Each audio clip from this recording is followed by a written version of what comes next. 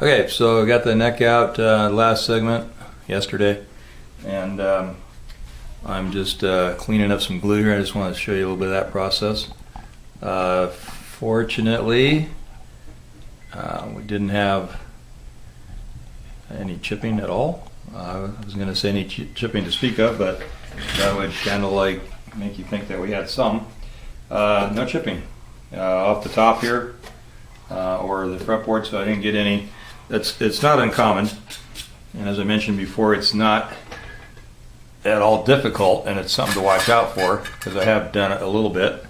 You pick up a little bit as you push in. You can, or this way actually is usually more the case.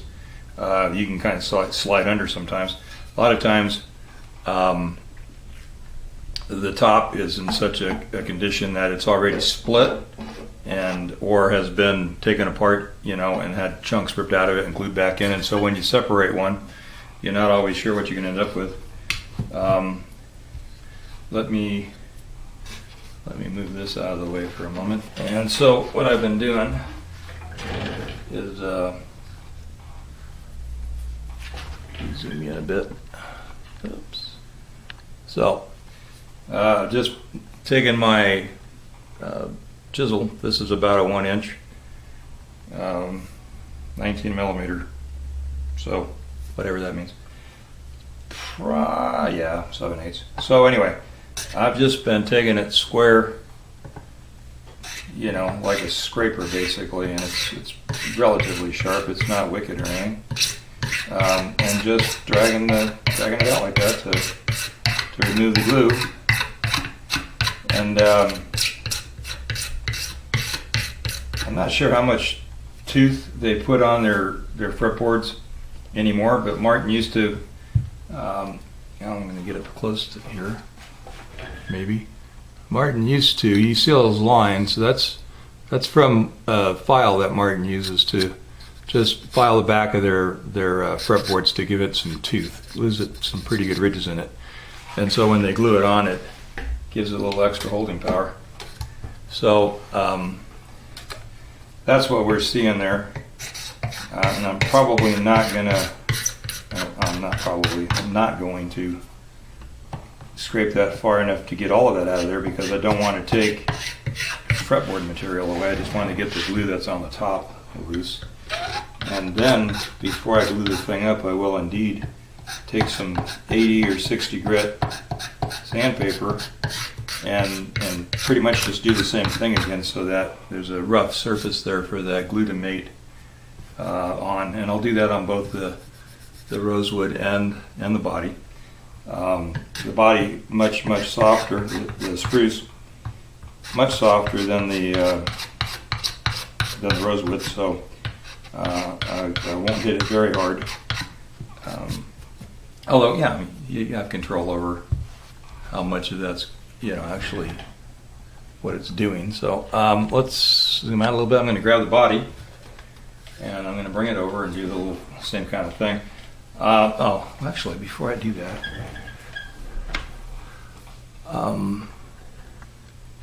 oops. So I'm zooming in because I'm not sure you'll be able to. Yeah, you can see it. It's not an uncommon thing when you do a reset to, chisel. Let me see if I can. I'm going to back up a little bit. There we go. So when you, this is completely backwards from the way I'm looking at it.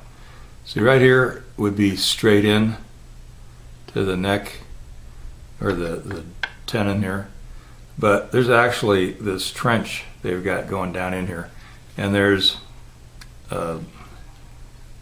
it varies from about an eighth of an inch to just a little fatter than that, all the way up this edge here. All right. Now you can see that flat spot. Right here is probably about an eighth of an inch, just to give you some, scale. And then you can see that it dives down in there pretty deep. So the idea of that is when you're fitting the neck, you only have to remove that 1/8 inch wide piece of material to make an adjustment, rather than all the way back to the tenon. And you want to make sure that you don't have a corner in there hanging you up. I've never seen one that's quite that deep, so even when I'm doing a reset, I don't cut them out that deep, but it's going to be very handy in this case.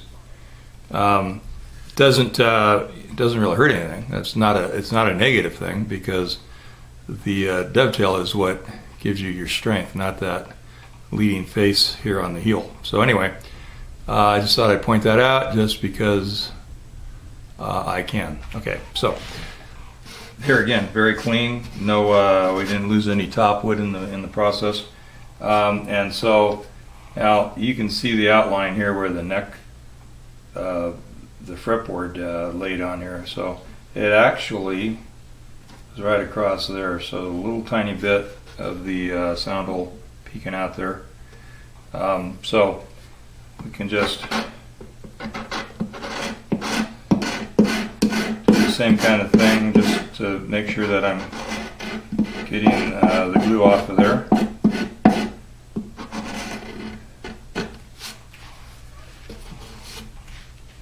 And I'll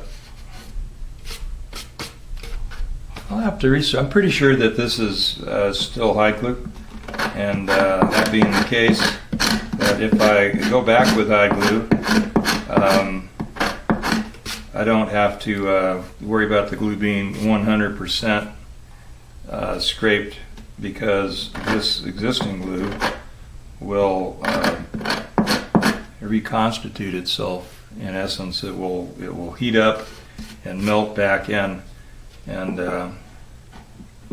actually I said I wasn't sure, but I know it is, because I've got enough of it remaining here in the neck, down here in this little divot that we were talking about, and I can tell that is exactly what that is down in there. So yeah, so this glue I'll put this back together with hide glue, and it will melt all back together. It'll be great.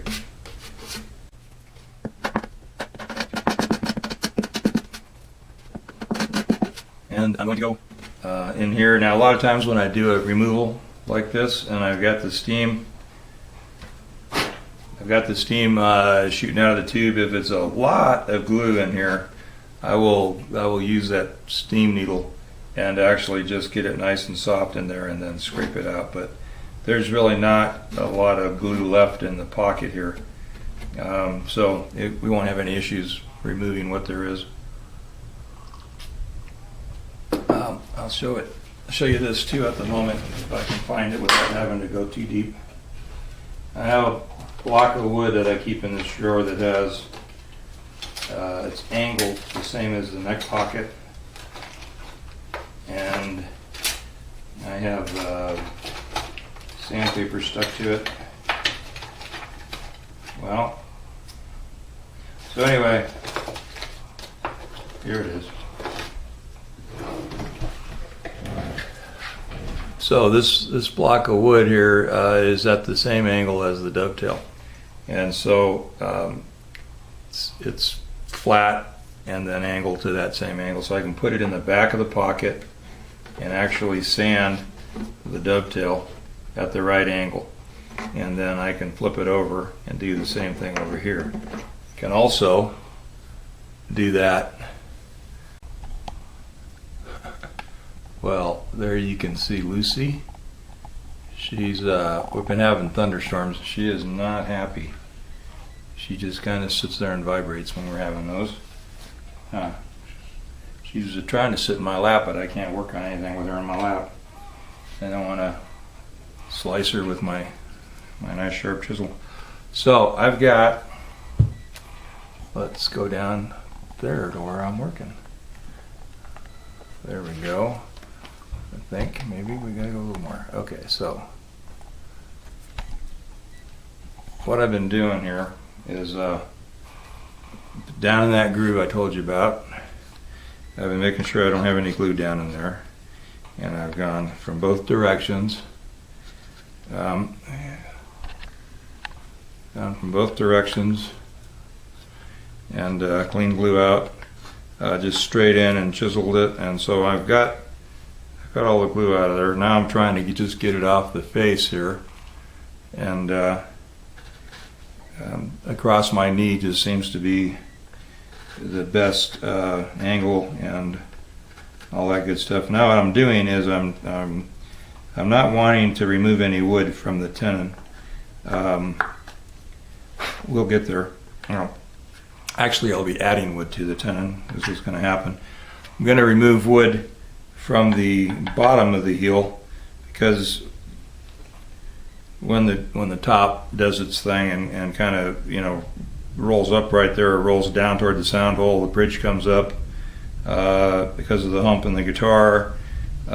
You have to take material out at the bottom of the heel here, this face, from whatever the needed amount is to nothing up here.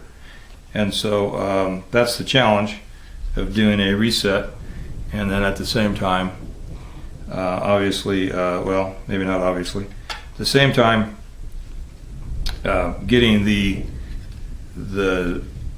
fretboard to join the body in such a way that the strings parallel all the way up. Now this one lined up good when it came out, so when I put it in the body, which you can't see because camera shot is just of my shorts here, but if you go over to the body,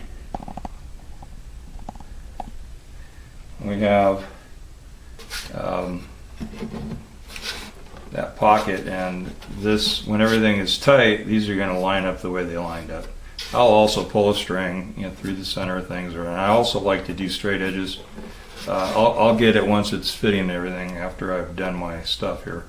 I always double check and check on the way. I'll clamp it in position. I'll run straight edge down the side of the fretboard. That tells me where I'm hitting on my saddle back there, as far as side to side, not up or down. So obviously the up and down is one question, and then the side to side as far as angled this way, string lie. Then you have the issue of twist, which is making sure that the guitar, the fretboard comes down and lays flat on top of the guitar, because it can come down, if you're taking material out of the wrong place, it can come down sideways and be touching on one side of the fretboard and not on the other side, and you don't want that. So you need to have it flat, the right angle up and down for the string height, and then the right angle side to side for string lay. So it's a three-way geometry problem. Geometry to the third power. Okay, now back over here we have a hairy knee. I started to show you this when the camera ran out last time. This is a block I have that basically matches the same angle as the tenon, and there it is. And that's probably not a good angle for you to see it, but at any rate, gosh, this is terrible. Let's move this. Can I get this camera pointing straight down so it's hard to tell what's going on? All right, so as you can see, yeah, it matches that close enough. Matches the straight edge on the neck, heel, and then the angle on the dovetail. You can turn it end for end, and it's angled on the end so that it gets up into that corner, and then also it will get down into the neck pocket. And I think I mentioned before, obviously, I've done other videos on resets, and so you've seen this block in the past, and so it fits down there. So also you have this bevel, which allows it to die into the bottom of the pocket. Now I really don't do anything on the pocket side of things. Just get the glue scraped out, get things cleaned up, and then get the up and down correct over here, and then you glue shims, because there we go. You glue shims on the tenon here and here, either side of the tenon, and they're going to be fat we're talking thousandths of an inch fat to nothing up here. And so that's the deal. And what I do is once I'm in the general vicinity, as far as getting the up and down angle correct, string height angle, I use masking tape, and I just put a piece of masking tape on each side, drop it in the pocket, see how that fits. I keep adding masking tape until my dovetail is tight, and then when I tight enough that I can clamp it in, it stays there, and I can check all my angles. Once I know that all my angles are going to be good, what I do is I peel the masking tape off, and then I make shims that are the same thickness as the masking tape. Now what I will do is I do try to taper them to some degree, because they are going to go from from the full thickness at this end to nothing at this end, or a little bit. I mean, I think I started to say this before and lost track of myself. As you remove material from the heel, the dovetail goes toward the body, which loosens the joint, right? And so that's why you have to add material on the dovetail to take up the gap you've created by tipping the neck down, okay? This would probably be better without even having a guitar in my hand and just standing in front of a whiteboard and kind of drawing all this stuff out. And I may do that yet.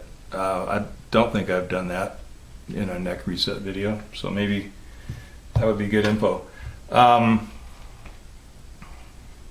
Yeah, so that's it. So what I'm doing right now is I'm just cleaning up these pieces of wood. I'm going to go ahead and clean the pocket, and then I'm going to get inside this thing with a brush and kind of sweep it up in there and vacuum it out, and then start cleaning up my loose braces. And probably, depending on how loose they are, I will either use a emery board nail file type thing, or a feeler gauge with a piece of sandpaper glued to it, so that I can get in there and sand the glue surfaces and get that stuff cleaned up. So that's what's going on here, and I'm not going to film all that. I think just the discussion is probably sufficient.